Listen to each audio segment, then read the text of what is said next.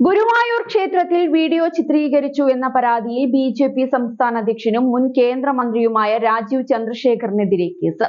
KPCC media panelist V R. അനൂപാണ് പരാതിക്കാരൻ.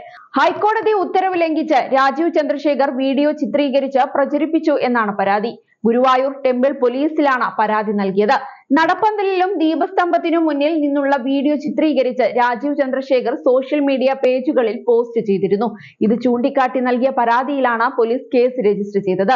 നിലവിൽ വിവാഹങ്ങൾക്കും ആചാരപരമായ കാര്യങ്ങൾക്കും മാത്രമേ നടപ്പന്തലിൽ വീഡിയോ ചിത്രീകരിക്കാനുള്ള അനുവാദമുള്ളൂ. ഹൈക്കോടതിയും ഇക്കാര്യം നേരത്തെ തന്നെ വ്യക്തമാക്കിയിട്ടുണ്ട്. എന്നാൽ ഇത് ലംഘിച്ചായിരുന്നു രാജീവ് ചന്ദ്രശേഖറിന്റെ വീഡിയോ ചിത്രീകരണം. നേരത്തെ സമാനമായ പരാതിയിൽ ചിത്രകാരി ജസ്ന സലീമിനെതിരെയും പോലീസ് കേസെടുത്തിരുന്നു. ക്ഷേത്ര നടപ്പുരയിൽ ഹൈക്കോടതി ഉത്തരവ് ലംഘിച്ച് വീഡിയോ എടുത്ത് പ്രചരിപ്പിച്ചു എന്നായിരുന്നു ജസ്നയ്ക്കെതിരായ പരാതി. കഴിഞ്ഞ ദിവസം ഗുരുവായൂർ ദേവസ്വം ബോർഡാണ് ജസ്ന സലീമിനെതിരെ പരാതി നൽകിയത്. കൃഷ്ണഭക്ത എന്ന നിലയിൽ നേരത്തെ തന്നെ ശ്രദ്ധിക്കപ്പെട്ടിട്ടുള്ള ജസ്ന ശ്രീകൃഷ്ണന്റെ ചിത്രങ്ങൾ വരച്ചാണ് വൈറലാകുന്നത്. നേരത്തെ ഗുരുവായൂർ ക്ഷേത്രത്തിന് മുന്നിൽ വെച്ച് കേക്ക് മുറിക്കുന്നതടക്കമുള്ള ദൃശ്യങ്ങൾ സോഷ്യൽ മീഡിയയിൽ ജസ്ന പങ്കുവച്ചിരുന്നു. ഈ സംഭവത്തിൽ ജസ്നയ്ക്കെതിരെ ഗുരുവായൂർ ക്ഷേത്രം പരാതിയും നൽകിയിട്ടുണ്ട്. അന്ന് തൊട്ടാണ് ഗുരുവായൂരിലെ വീഡിയോ ചിത്രീകരണത്തിന് ഹൈക്കോടതി കർശനമായ നിയന്ത്രണം ഏർപ്പെടുത്തിയത്.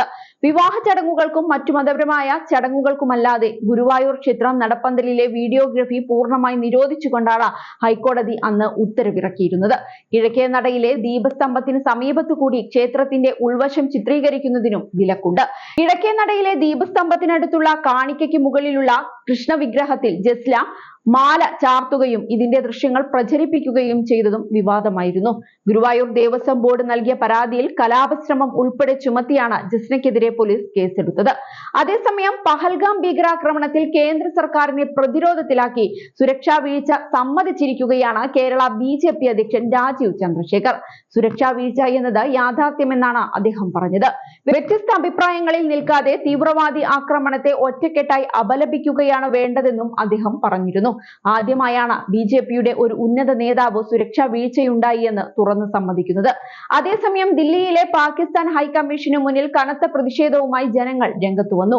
ഇതിനിടെ ജമ്മു കശ്മീരിൽ വിവിധ ഇടങ്ങളിൽ ഭീകരരുമായി സൈന്യം ഏറ്റുമുട്ടൽ തുടരുകയാണ്. പോരാട്ടത്തിൽ ഒരു സൈനികൻ വീരമൃത്യു വരിച്ചു. ജമ്മു കശ്മീരിലെ ഉദ്ധംപൂർ ജില്ലയിൽ ഭീകരരുമായി ഏറ്റുമുട്ടലിലാണ് സൈനികൻ കൊല്ലപ്പെട്ടത്. സംഭവസ്ഥലത്ത് കൂടുതൽ സേനയെ വിന്യസിച്ചു. ഭീകരവാദികൾക്കെതിരെ സ്ഥലത്ത് സംയുക്ത ഓപ്പറേഷൻ തുടരുകയാണ്. അതേസമയം പാകിസ്ഥാനെതിരെ കൂടുതൽ നടപടികൾ ആരംഭിച്ചിരിക്കുകയാണ് ഇന്ത്യ.